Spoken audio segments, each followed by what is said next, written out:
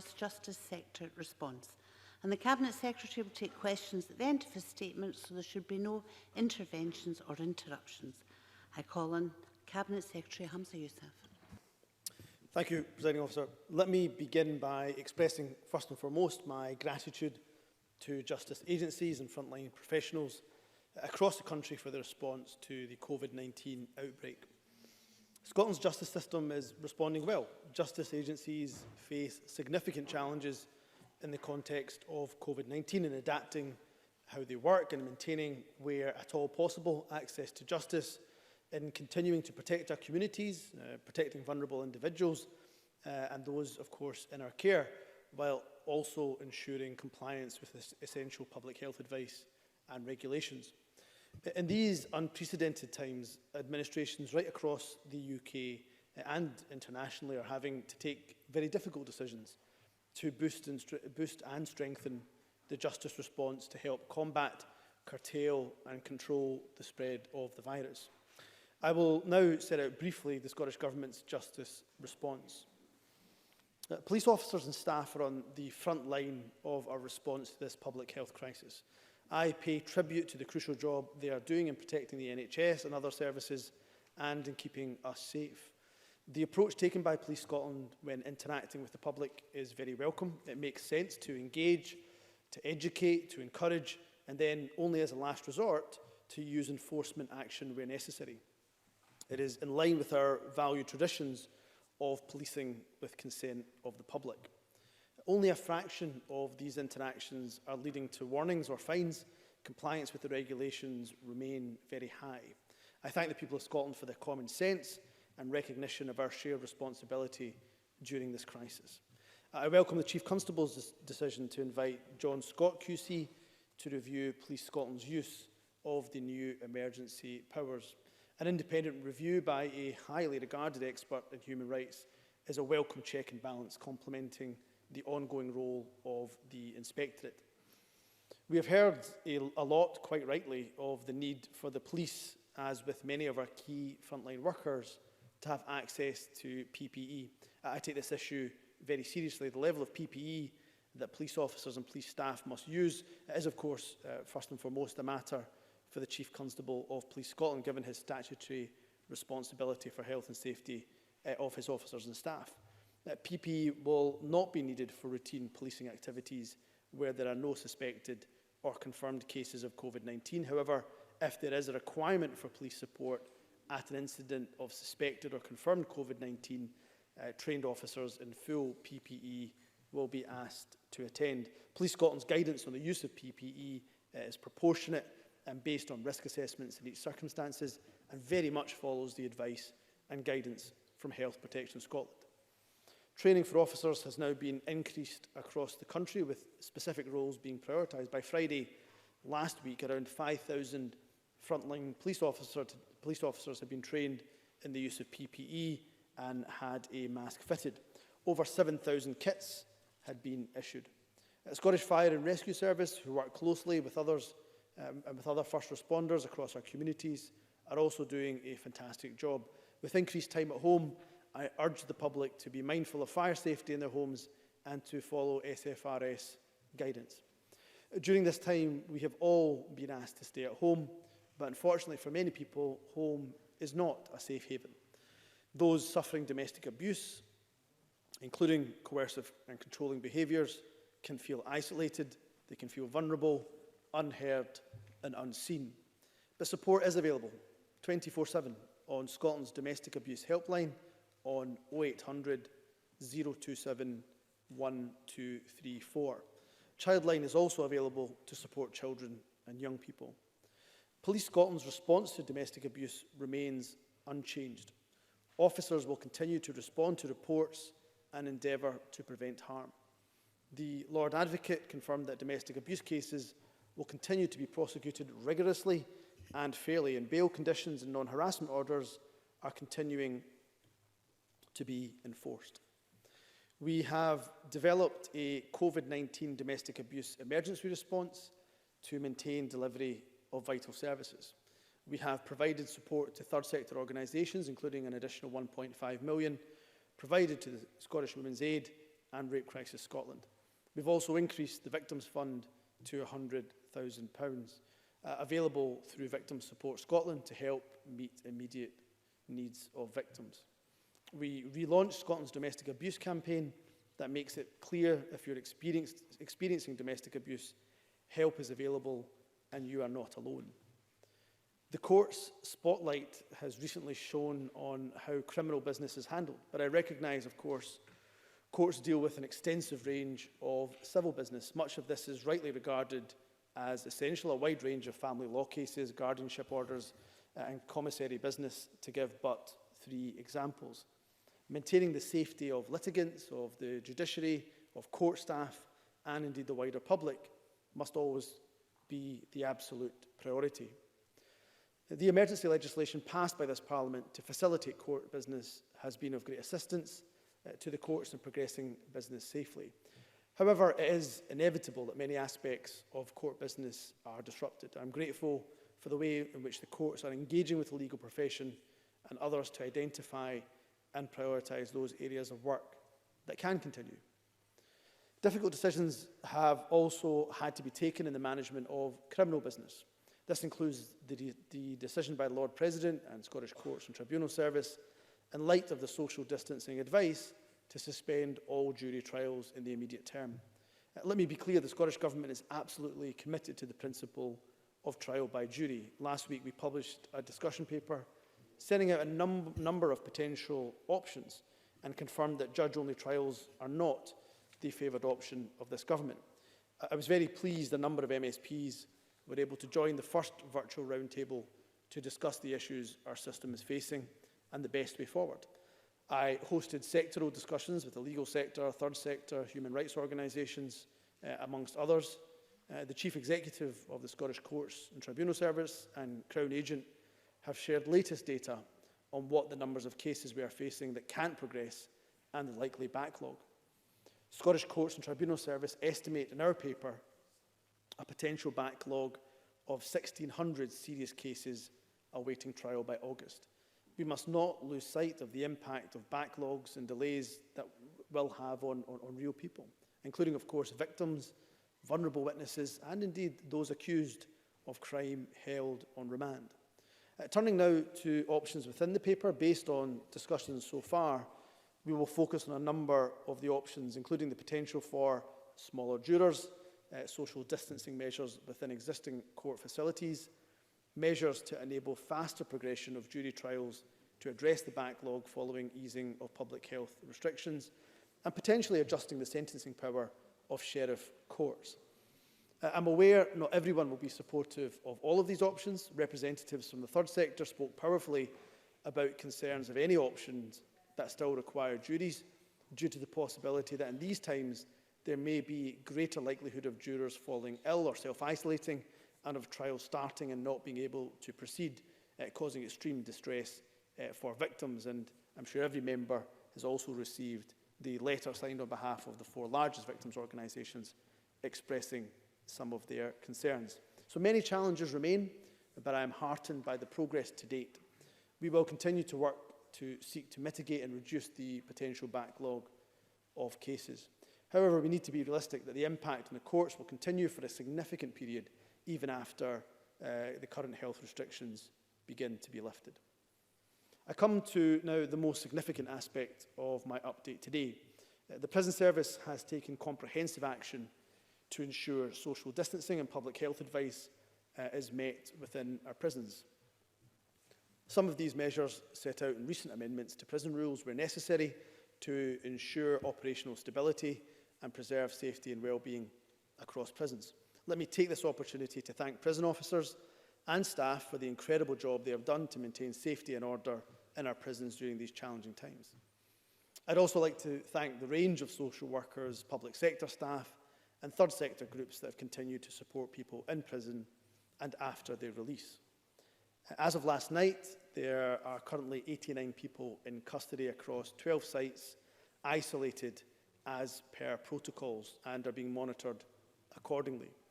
The monitoring of conditions in our prisons continues to be very important. I can confirm Her Majesty's Chief Inspector of Prisons will be implementing a remote monitoring framework shortly.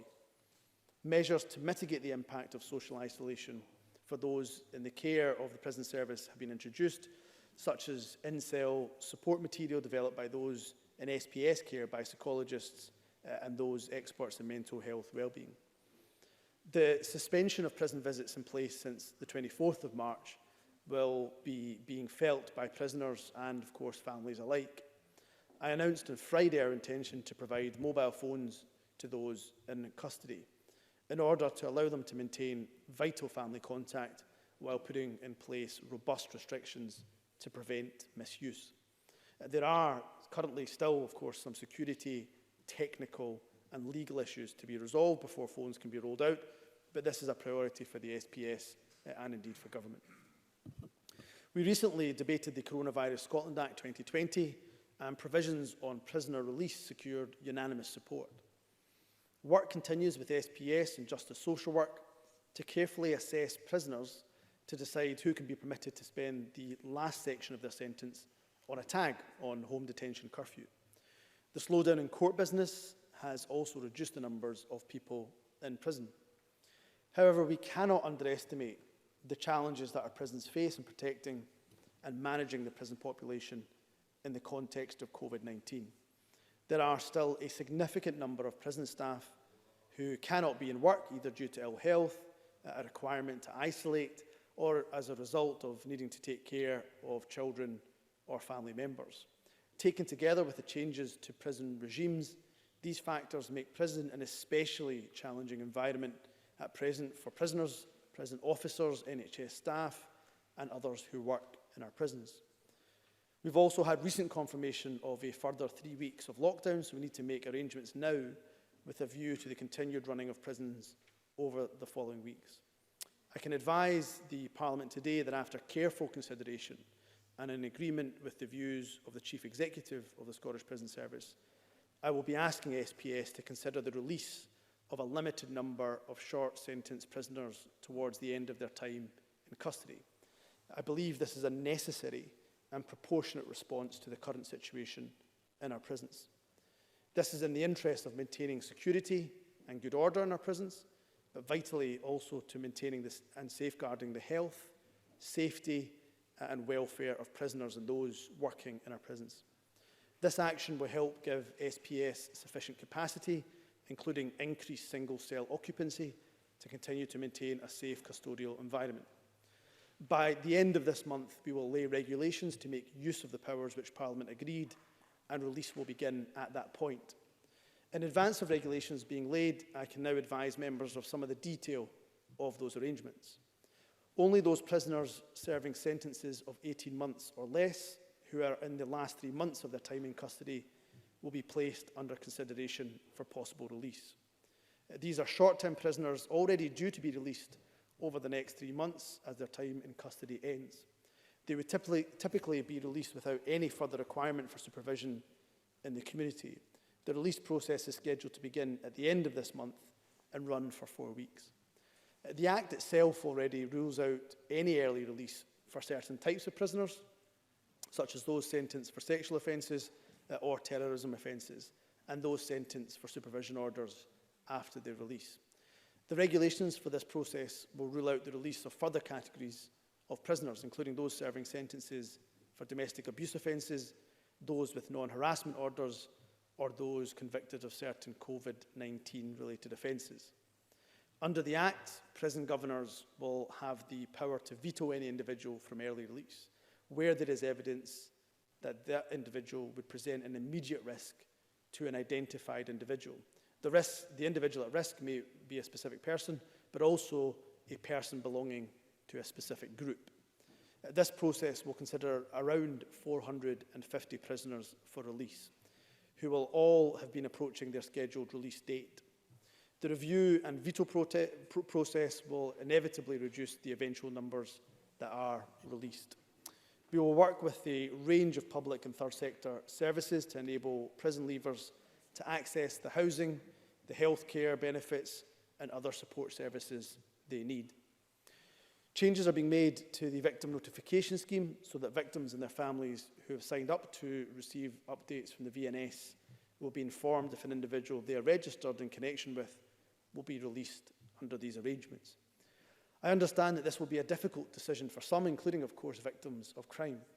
Let me be clear, this in no way diminishes the harm that victims have suffered. But in these exceptional and unprecedented times, we must take difficult decisions that best reduce the risk of further harm. I am absolutely mindful that this decision will not be universally popular. However, let me be clear, it is my judgment that it is the right course of action for the safety of those who work in our prisons, as well as for those in our care. It is at times like these that we must act in recognition of our obligations to all those in our society, including those that live and work in our prisons. And I believe this action is necessary, is proportionate, and is the right action for a responsible government to take. I trust that members across the Chamber will support this difficult but necessary decision.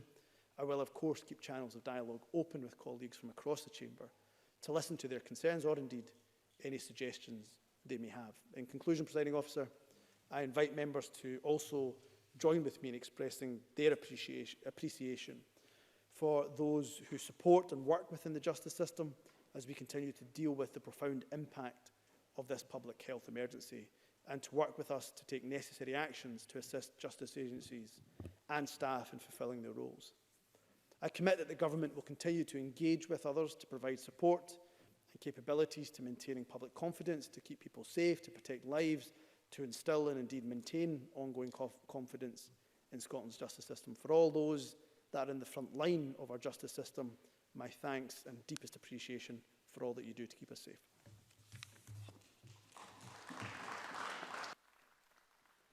The Cabinet Secretary will now take questions on the issues raised in his statement, and I will allow as long as I can for questions.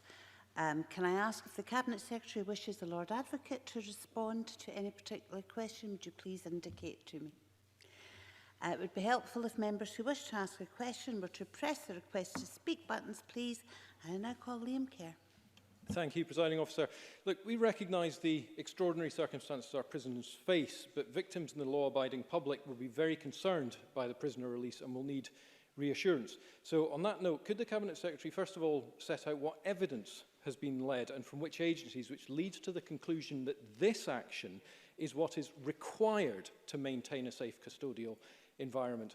Secondly, what support is being considered for those victims who could see their attacker out on the streets and may well be fearful for their own safety? And finally, wouldn't it be sensible and reassuring to simply tag all these prisoners released early? Hamza Yousaf. Can I thank Liam Kerr, not just for his questions, but he and I have had ongoing conversations and constructive dialogue on all justice-related matters, so can I thank him for the approach that he's taken.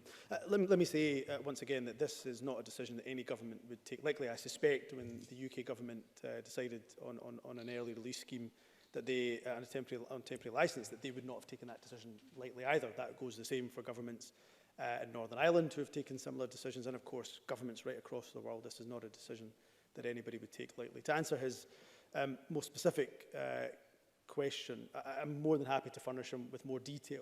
But effectively, we know that there's three ways in which the prison population is going to potentially reduce. One is via the reduction in court business, one is HDC, and of course one is the emergency release powers. Those are the three substantial ways. Why we can't release everybody out on tag, as he suggests, HDC also has its capacity limitations. At the moment, we have around 60 people on HDC. The contractor G4S has some limitations. They also have staff absences and sicknesses. They also, of course, as the member will know, tagging somebody and putting an electronic tag on them requires close contact, as does installing the radio frequency unit. Of course, if that individual then misses their curfew, they will get a phone call. If they do not pick up that phone call, or if there's not a reasonable excuse, they may well get a visit from an individual. So when you have staff absences, there is a capacity issue that you have to deal with. But what I can give an absolute assurance to the member is the capacity for HDC. We will look to maximise that capacity as best we possibly can. But we clearly have to go above and beyond the capacity of HDC, and therefore that's why we look at these emergency release powers. And to answer his first question, actually, in terms of the evidence, it has become very clear to us from the dialogue that Scottish Prison Service have had with public health officials and colleagues that, of course, being able to go down to single-cell occupancy or increase single-cell occupancy as opposed to the double-cell occupancy we have in our overcrowded prisons would help us to contain the virus. But I'm more than happy to keep the channels of dialogue open with Liam Kerr and others to furnish them with more details as they need. James Kelly. Thank you. Can I thank the Justice Secretary for his statement and join him on thanking workers within the justice sector for keeping the public safe. Can I welcome the constructive discussions that have taken place in dealing with the backlog of trials with a view to finding a solution that doesn't involve judge-only trials. On prisons, it is clear that the cramped and overcrowded conditions in prisons do present a threat on the spread of COVID-19 to staff and inmates alike. Therefore, I welcome the announcement by the Cabinet Secretary on the release of prisoners coming to the end of their sentence, providing they do not present any risk to the public. It is a correct and proportionate response. Can I ask two specific questions? What provisions will be put in place to ensure that those are being released are free from infection, not only to protect themselves, but those that they come into contact with in the wider community? And what support services will be put in place to help prisoners being released? Specifically, can the Cabinet Secretary outline that he can guarantee that nobody will be put in a position where, on release, they will potentially be homeless? Hamza Yousaf. Can I thank James Kelly for the approach he's taken right throughout this process and at the very beginning of this pandemic and the social distancing measures and the lockdown measures we've had to face. He has been very constructive in his approach, and I appreciate that very much. In terms of his two substantive questions, it is, of course, imperative that the Scottish Prison Service continue to follow public health guidance. They will always do that. Therefore, it would not be wise, of course, to release anybody, any prisoner that is showing symptoms of COVID-19.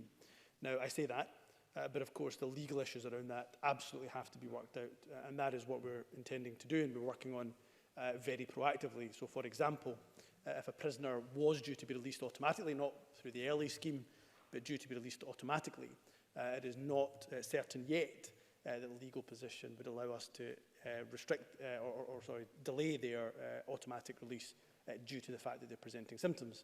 So therefore we have to work through some of these legal issues. But I can give James Kelly an absolute assurance that on two things. One, that we take these matters not just seriously but understand the importance of them. But secondly, that I will keep him updated, and indeed the rest of the Chamber, on that very legitimate and pertinent question. And on the second question, let me give him a further reassurance that in advance of this announcement, I've already been having very constructive dialogue with COSLA. I spoke to Councillor Kelly Parry just yesterday, who leads on these matters for COSLA. We had a very good discussion, and that's why it's going to be important that the prisoners that we release are released in a phased manner, and I'm happy to again provide more detail of that so that we can work with local authorities to ensure that adequate housing is being provided, as well as access to other support services. And I should say that the Minister for Housing, who I see is in the Chamber, he and I have already had, again, constructive dialogue on this matter, and again, I'm more than happy to keep members updated. Move to the open questions. I call Mark Ruskell to be followed by Alex Cole-Hamilton. Thanks. I've received reports that prisoners at Glenorchy are exercising together in groups of 25, that staff are not able to routinely wear PPE, and that there's no COVID testing of prisoners. So can I ask the Cabinet Secretary whether he agrees with the WHO when they say that the global effort to tackle the spread of disease may fail without proper attention to infection measures within prisons? Does he believe that all prisoners and staff must be tested as part of a test, trace, isolate strategy? And will he clarify whether the UK coronavirus detention guidance also applies to Scotland? Hamza Yousaf. Because to Mark Ruskell, I'll look at the specifics that he raises in relation to Glenorchy, but of course prisons are challenging environments, and therefore the rules, the advice, the guidance around social distancing are being adhered to as best as possible.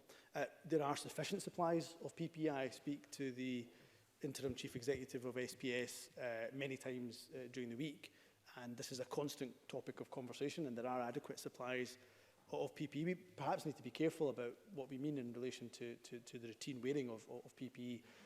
The issuing of PPE to our prison officers and staff is very much aligned to the public health advice given by Health Protection Scotland and indeed others. The numbers that are self-isolating, a number of those, the vast majority of those are HMP Adwell, and the vast majority of those individuals are isolating as a precautionary measure. So I don't think there are particular issues in terms of the rise or spread of the infection in Glen Oakle, but I'm more than happy to look into that. In terms of staff being tested, we know that for some of the testing facilities that have been set up, that prison staff are being tested to return back to work, and that's why we've seen the absence rate across the prison service drop from 25% at its peak to just below 20% as it is today. Alex Cole-Hamilton, followed by Rona Mackay. Thank you, Deputy Presiding Officer. Making decisions like these in the context of this pandemic is an unenviable task. It's all the more difficult because of where we started. Scotland's prisons were in difficulty before COVID-19. We think as the party that emergency release is the right thing to do with the right protections in place. In England and Wales, the Ministry of Justice has begun temporarily releasing all pregnant prisoners and those in mother and baby units. How many people within the Scottish, can I ask the Cabinet Secretary, how many people within the Scottish prison estate are pregnant or there with their young children, and are there plans for their release with the support that they need? Hamza Yousaf. Can I endeavour to come back to Alex Cole-Hamilton? I do know the number, but I have to be very cautious and take some advice about whether I can say that publicly in terms of then identifying the individuals that may well be pregnant. So it's one of the first questions I asked when the pandemic broke out. What I would also say to Alex Cole-Hamilton is a very clear reassurance that if these individuals can be released, then they absolutely will be, and there may be powers under compassionate release as opposed to early emergency release that we may be able to deploy. What I would also say to Alex Cole-Hamilton, and this is the very difficult conversation to have, that depending on the individual circumstances before they went into prison, for some, releasing them back out into that environment. Excuse me, Cabinet Secretary, it's difficult to hear if you're not speaking. Sure. So to release those individuals back out into the circumstances that they were in before entering into prison actually could do harm to the unborn child and indeed to the mother, depending on the scenarios that the family scenarios and circumstances outside of prison. So I hope that makes sense, and I'm trying to speak in a way that I have to be a little bit careful about what I can say and can't say at this moment. But what I will do is I'll take some more advice in relation to what can be said in terms of pregnant prisoners, but be under no illusion whatsoever, and be absolutely assured by the fact that where we can compassionately release those who are pregnant, then the government will look to do that. Can I warn the Chamber that we're not going to get through these questions at all unless we pick up the pace a bit here. Rona Mackay, followed by Gordon Lyndhurst. Thank you, Presiding Officer. To ask the Scottish Government how the Crown Office is responding to the current situation and what impact the COVID outbreak is having on the prosecution of crime in Scotland. Lord Advocate. Over the last month, the Crown Office and Procurator Fiscal Service distributed over 1,500 laptops to members of staff, enabling them to continue to work productively from home. I'd like to be clear with parliamentarians that the criminal justice system continues to protect individuals and communities. The police continue and will continue to respond to criminality and to report cases to the Crown. Where public or individual safety demands it, accused persons are reported from custody. They're appearing before 10 designated sheriff courts, in some cases by remote link from the police office. The Crown continues to mark cases for prosecution and will continue to process both its existing caseload and new cases so far as is possible. The fundamental constraint which we face is the limitation which the current circumstances place on the business which can be dealt with in court. A small number of summary cases where the accused is in custody are proceeding to trial, but all other summary cases are being adjourned. Solemn cases in which the accused pleads guilty are calling so that the plea can be tendered and the accused sentenced. but as members are aware, no jury trials can take place at this time. The Crown's focus is accordingly currently on resolving those cases which can resolve by way of a plea, and on continuing to prepare cases, both its existing caseload and new cases, so far as possible, so that they are as ready as they can be when trials can again take place.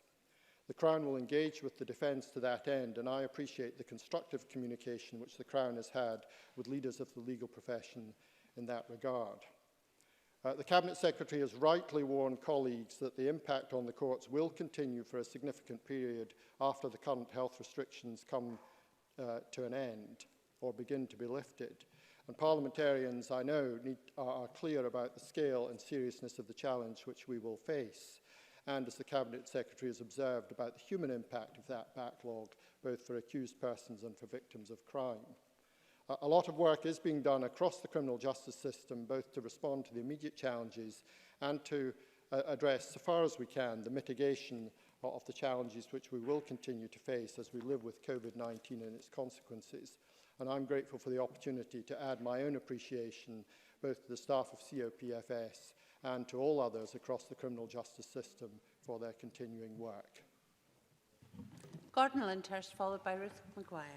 Thank you, Deputy Presiding Officer. The Cabinet Secretary mentioned the option of social distancing within existing court facilities for jury trials during the pandemic in his statement. Can he update Parliament on the work which has doubtless been carried out over the past few weeks, and on the basis of which he will be able to advise, first of all, the specific steps which have been undertaken to enable this to be able to happen, secondly, the number of trials it will enable to now proceed, and how many courts can be up and running on this basis before the end of the month? Hamza Yousaf. Maybe helpful, conscious of time, Presiding Officer, to be able to write to Gordon Lyndhurst with some of that detail. Work is at a very early stage. What we've done so far is speak to the sector as well as have dialogue with a number of other stakeholders, reduced the 9 options we had in our paper down to around about 4 that we think we'll concentrate on.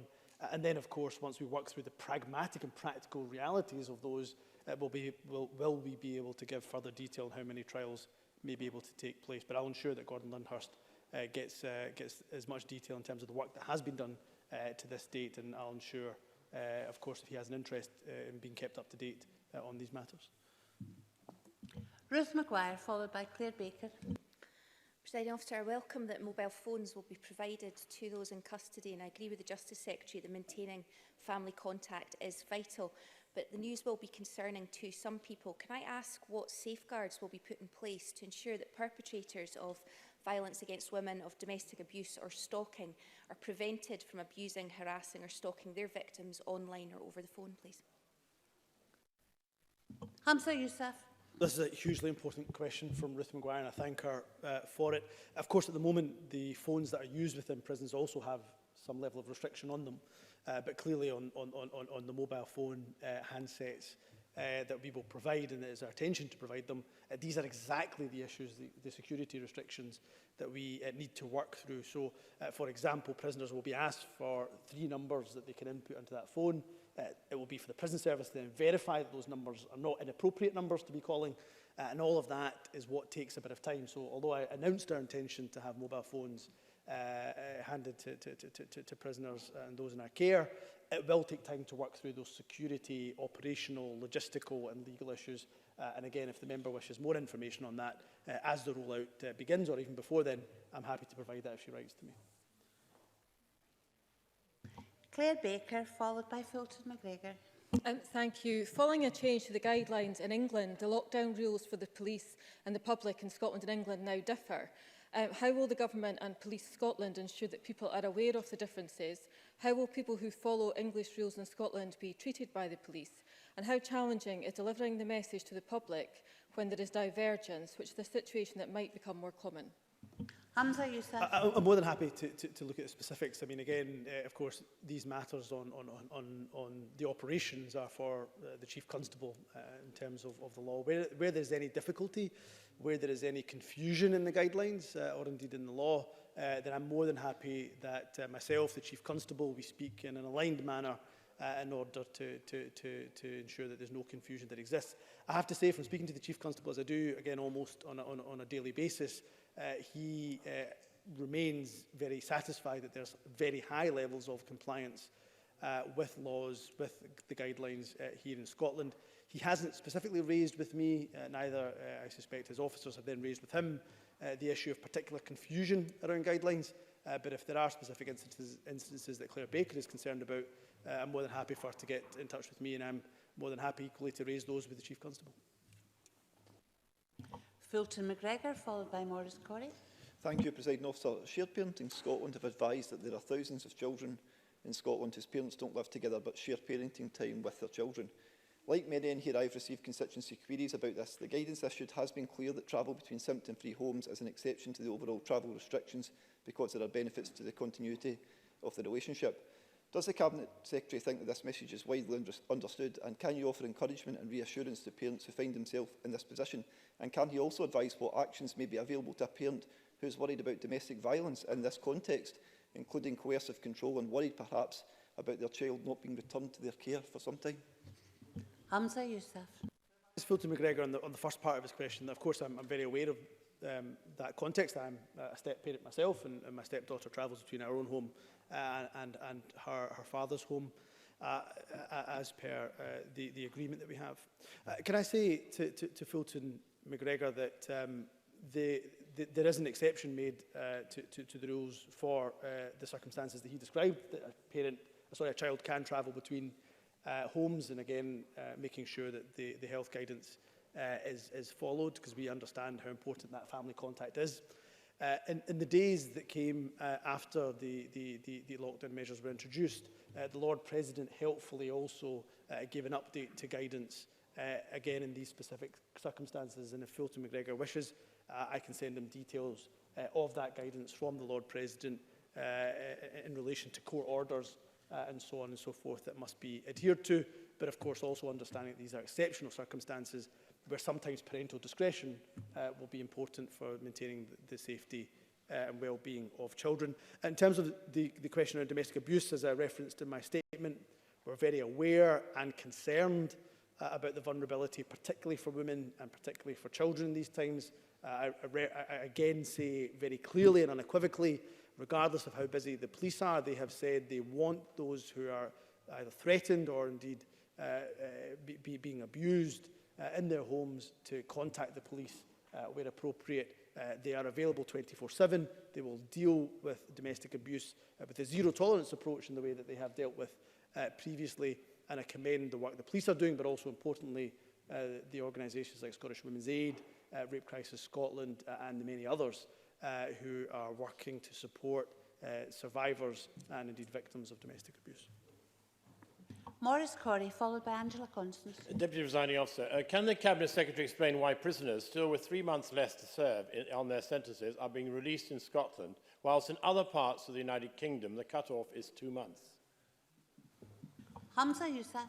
Well, the decision for the cut-off or the threshold date for the prisons in England and Wales is a matter for the UK Government. That will be specific to the challenges perhaps that the UK Government are facing compared to perhaps the challenges that we're facing. But if I was to just say to Maurice Corrie, the release scheme by the UK Government would see up to around about 4,000 prisoners released. In terms of a population share, we are not far off that in terms of our, again, population share at about 400, 450, and that number will inevitably decrease once the Governor's veto and other such measures are put in place. So I take the decisions for the Scottish prison system. I believe these to be the right measures, the proportionate measures, and I'm pleased that broadly across the Chamber they also have support. Angela Constance, followed by Daniel Johnson. Thank you, Presiding Officer. I have written to the Cabinet Secretary and to Her Majesty's Prison Addywell regarding reports from staff, my constituents, about the presence of COVID-19 and very specific worries about wider access to PPE for staff. Therefore, I'd be grateful if the Cabinet Secretary could outline how these concerns about access to PPE will be addressed, confirm that measures will be taken in line with the most up-to-date public health advice, with clarity about who should wear what and when. Thank you. Hamza Yousaf. Well, I'll ensure that Angela Constance gets a speedy response to her correspondence. But what I'll also do is, as already referenced, I speak to the Interim Chief of the Scottish Prison Service on a near daily basis. So I will raise this issue specifically with her.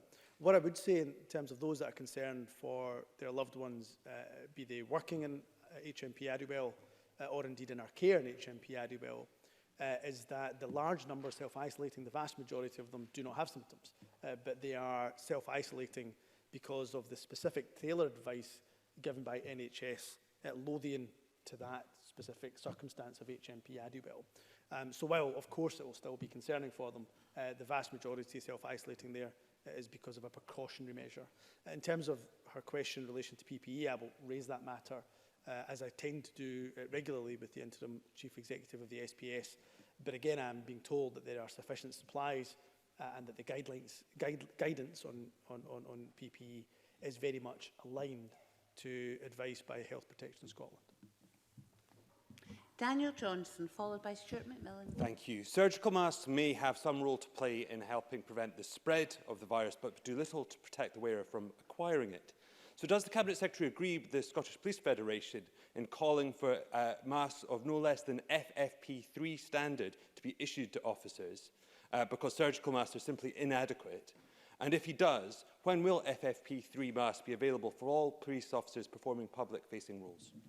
Hamza Yousaf. Forgive me, I may have this wrong, and I'm happy to be corrected, but I didn't think that the Scottish Police Federation were calling for every single officer to have FFP3 masks. But if I'm wrong in that, I will go back and look over what the Scottish Police Federation have said.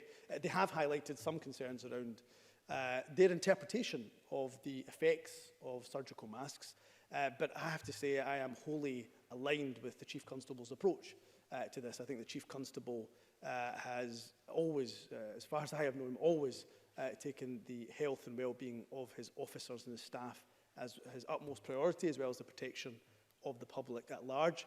The guidance that Police Scotland have issued, the revised guidance, absolutely aligns with not just Health Protection Scotland, but indeed Health Protection England guidelines that are followed by the UK government as well. So the guidance that Police Scotland have issued is absolutely aligned to the health advice that is given to other public sector workers. In terms of FFP3 masks, Police Scotland have an adequate supply of those. I've mentioned in my statement the number of people that have already been trained in terms of that fitting of those masks. And I have to say I'm incredibly impressed at the rate at which that training has taken place by Police Scotland. So I'm very satisfied that the approach that Police Scotland have taken on PPE. The concerns raised by the Federation, I will look again to see if they are calling for FFP3 masks to be given to every single police officer, but I don't think that would be necessary in cases where there is no suspected or confirmed case of COVID-19. Stuart McMillan. Thank you, Presiding Officer. The Cabinet Secretary spoke in his statement regarding Police Scotland in terms of engaging, educating, encouraging and then using enforcement measures. Can the Cabinet Secretary provide a clarification on the issue of people leaving their home for non-essential travel, whilst at the weekend we saw queues of people at the reopened B&Q, as well as people still driving to parks to walk or run? Hamza Yousaf. Can I thank Stuart McMillan for that question? And we have been absolutely clear on the reasons why people can leave the house. And also, of course, we've been asking people when it comes to that once daily exercise, for which I know everybody enjoys, particularly in the weather that we have today, that should be done locally. There should be no need to drive to locations, and we know the dangers of doing so, that driving to scenic locations, of course, might be a popular thing to do, and therefore they become crowded, and therefore socially distancing during those walks, during that exercise, becomes very, very difficult to maintain. So therefore the advice, very strong advice, has been to walk or exercise locally as opposed to travelling in the car. In relation to the guidance, as I say, it's very specific, it's laid out. I think the advice is very, very clear, and the police will take a common sense approach, as the Chief Constable has often reiterated, and as in fact the numbers that have been fined or indeed other action has been taken are very, very low. That demonstrates that common sense approach, but be in no doubt whatsoever that enforcement action will remain an option for the police to take if necessary. That concludes questions on coronavirus, the Justice Sector response. Apologies to both John Mason and Alison Johnson for being unable to take the questions, and we'll move on to the next item of business.